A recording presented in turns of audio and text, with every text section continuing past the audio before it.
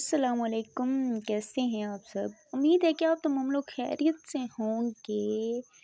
جی تو اب تمام لوگوں کو ایک دفعہ پھر سے میرے اس ناول پر خوش آمدید۔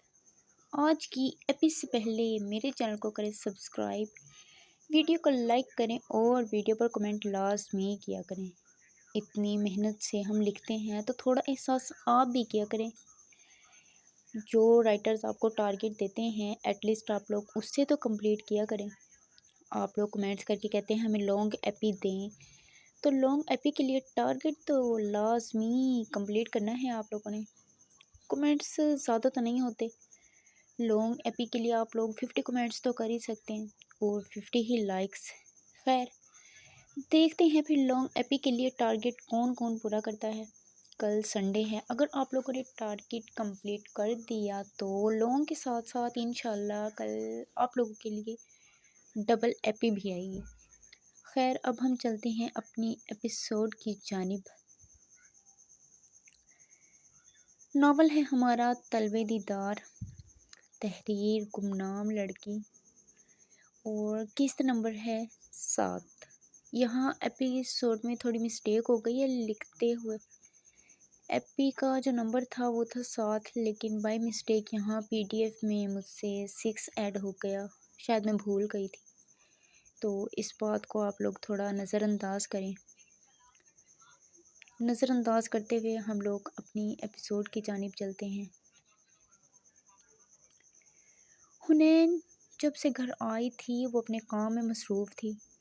شہرام نے بھی اسے ڈسٹرب نہیں کیا تھا، وہ جانتا تھا وہ اپنے کام کو لے کر بہت سنجیدہ رہتی تھی۔ حنین اپنی پوری ایمانداری سے یہ کام کر رہی تھی۔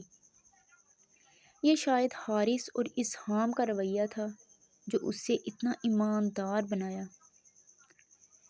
کیونکہ ان دونوں نے ہمیشہ ہی حنین کو اپنے گھر کا ملازم نہیں سمجھا تھا، اور یہی وجہ تھی کہ حنین ان سے غداری نہیں کر سکتی تھی۔ وہ مسلسل لیپ ٹاپ پر ایک ایک کر کے پچھلے کچھ دنوں کی فوٹیج دیکھ رہی تھی جو وہ حویلی سے آتے ہوئے لیپ ٹاپ میں کاپی کر کے لائی تھی۔ حویلی میں کافی جگہ اندرونی کیمرے لگے ہوئے تھے جن کا علم حارث، اسہام اور حنین کو تھا، اور وہ آج انہی کا فائدہ اٹھا رہی تھی۔ شاید اسے کچھ مل جائے یا پھر وہ کچھ ڈھونڈنا چاہ رہی تھی۔ ایک ایک کر کے وہ کافی فوٹیج دیکھ چکی تھی، مگر اسے کچھ بھی ایسا نہیں ملا تھا کہ اس کے کسی کام کا ہو۔ حنین نے ہر چیز ایگزٹ کی اور وہ صوفے سے پشت ٹکا کر کچھ سوچنے لگی۔ پھر اچانک اس کا ذہن ریوائن ہوا۔ حنین کی انگلیاں کی بورڈ پر چلنے لگی۔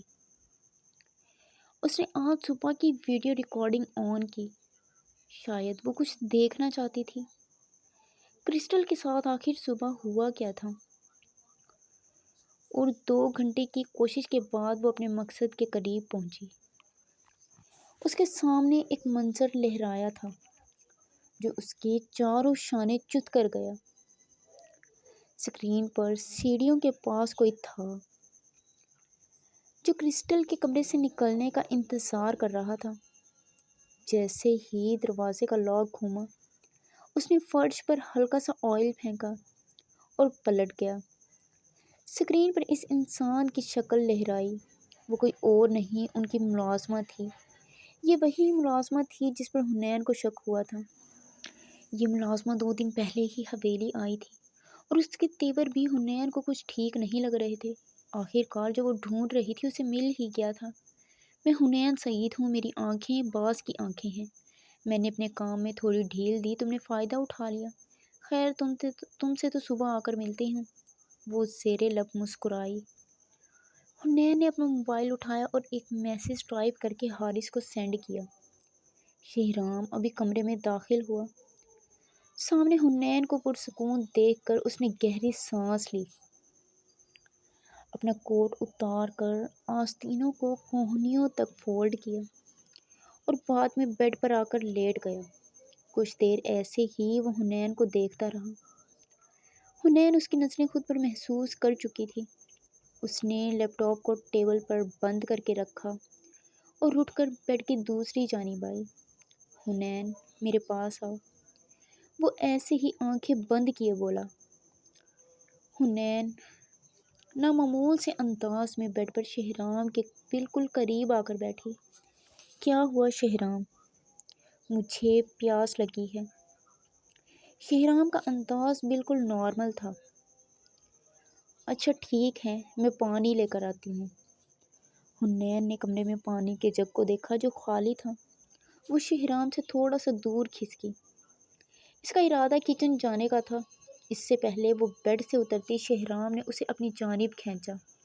شہرام چھوڑیں مجھے، پانی لے آؤں تمہارے لیے۔ اس نے تھوڑی ہلچل کی۔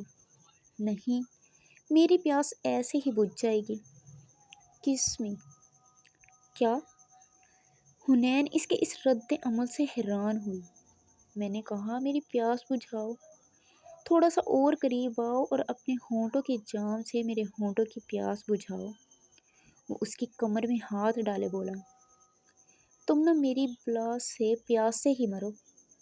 حنین غصے سے سرخ ہوئی۔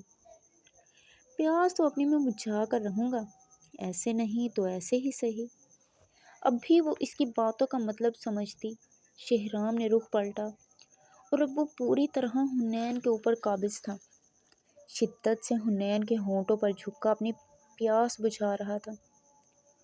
حنین نے تھوڑی بہت مزاحمت کرنا چاہی تھی۔ شہرام نے اس کے ہاتھوں کو اپنی قید میں لیا۔ اگر تم پیاس بجھاتی تو بچ جاتی۔ اب جب تک میرا دل چاہے گا تم ایسے ہی رہو گی۔ یہ ساری مزاحمتیں بیکار ہیں۔ کیوں خود کو ہلکان کر رہی ہو میری جان؟ وہ گھمیر آواز میں اس کے کان کے پاس جھکتے ہوئے بول رہا تھا۔ حنین اس کی گرم سانسوں کی تپش محسوس کر رہی تھی۔ اس کا دل ہتھیلی پر آ رہا تھا۔ جانتی تھی شہرام کے ارادے کب کیا کر جائیں۔ شہرام، وہ ٹکڑوں میں لفظ ادا کیے بولی۔ جی میری جان۔ شہرام کے ہونٹ اب گستاخی پر اتر آئے تھے۔ ہونٹوں سے گردن کا سفر طے کرتے کرتے وہ اپنی شدتوں کے نشان چھوڑ رہا تھا۔ حنین کی کمر میں ہاتھ ڈالے اسے تھوڑا سا اوپر کیا اور شرٹ کی ڈوری کو اپنی ہاتھوں میں الجھا کر کھینچا، جس سے ڈوری ٹوٹ گئی اور حنین کی شرٹ کندھوں سے تھوڑا سا نیچے ہوئی۔ شہرام نے اس کی دھڑکن کے مقام پر اپنی شدتیں چھوڑی۔ حنین کے جسم میں سنسناہٹ دوڑی۔ وہ شرم سے آنکھیں بند کر گئی، اور جتنی بہادر ہو مگر مرد کا بے انتہا پیار اسے شرمانے پر مجبور کر دیتا ہے۔ شہرام کو اس کی یہ ادا بہت پسند تھی۔ اس نے جھک کر باری باری اپنے لب اس کی آنکھوں پر رکھے۔ شہرام کے پیار کرنے کا انداز یہ ثابت کیا تھا کہ ہر مرد دھوکہ نہیں دیتا، ہر مرد کی فطرت میں پیار نہیں ہوتا۔ شہرام کی بے پناہ شدتوں کے بعد وہ اس کی باہوں میں نیند کی وادیوں میں گم ہو گئی۔ شرم کی وجہ سے لال گلاب ہوتے اس کے سینے میں منہ چھپا گئی۔ حویلی میں سورج کی کرنوں نے اپنا بسیرا بنایا تھا۔ حارث ساری رات کرسٹل کے پہلو میں بیٹھا رہا۔ کب وہ اسے دیکھتے دیکھتے سو گیا اسے اندازہ ہی نہیں ہوا۔ اب سورج کی کرنیں اس کے چہرے پر پڑی تھی جس سے اس کی آنکھ کھلی۔ دھوپ کی ایک لہر کرسٹل کے چہرے پر آ رہی تھی۔ حارث وہاں سے اٹھا اور ونڈو سے آتی دھوپ کو اس نے پردوں سے ڈھکا۔ وہ نہیں چاہتا تھا کرسٹل کی آنکھ کھلے۔ جیسے ہی حارث پلٹ کر کرسٹل کی پلکیں ہل رہی تھی، صاف ظاہر تھا اس کی نیند میں خلل پیدا ہوا تھا۔ وہ چلتا ہوا اس کے پاس آیا۔ کیسی ہے میری جان؟ حارث نے جھک کر اس کے ماتھے کو اپنے لبوں سے چھوا۔ کرسٹل نے آنکھیں کھول کر حارث کو دیکھا جو اس کے قریب ہی جھکا ہوا تھا۔ کیا تھا یہ انسان؟ دن بدن اس کی محبت کرسٹل کے لیے بڑھتی جا رہی تھی۔ اس کے وجود سے کوئی سروکار نہیں تھا، اس سے تو بس اس سے عشق تھا۔ ایسے دیکھو گی تو مر جاؤں گا، وہ خود کرسٹل کی آنکھوں میں دیکھتے ہوئے کہنے لگا۔ کرسٹل نے جلدی سے اپنی پلکیں جھکا لی۔ وہ شرمندہ ہوئی تھی۔ تم مجھے دیکھ سکتی ہو، شوہر ہوں تمہارا، اس میں شرمندہ ہونے والی تو کوئی بات ہی نہیں ہے۔ حارث، میں نے آپ سے اتنی بڑی خوشی چھین لی۔ کرسٹل پھر سے کل والی باتوں کو دہرانے لگی تھی۔ اس سے پہلے وہ کچھ اور کہتی، حارث نے جھک کر اس کے ہونٹوں کو قید کیا اور جنون سے اس کے ہونٹوں کو چومنے لگا۔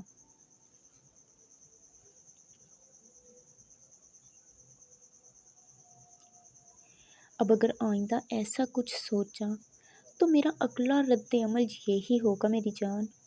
اب ذرا تم سوچ سمجھ کر بولنا۔ اگر میرا یہ عمل پسند آیا ہے تو بتا سکتی ہو۔ حارث نے مسکراتے ہوئے بولا، مجھے بھوک لگی ہے حارث۔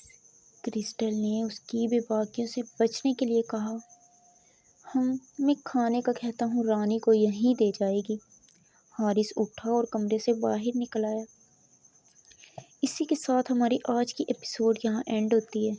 اور اگر آپ لوگ کل ایپیسوڈ لانگ چاہتے ہیں تو جلدی سے اپنے ٹارگٹ کو کمپلیٹ کریں اور ویڈیو کو لائک کریں، ویڈیو پر کمنٹ کریں، اور میرے چینل کو ابھی تک جن لوگوں نے سبسکرائب نہیں کیا وہ چینل کو سبسکرائب کریں۔ اللہ حافظ۔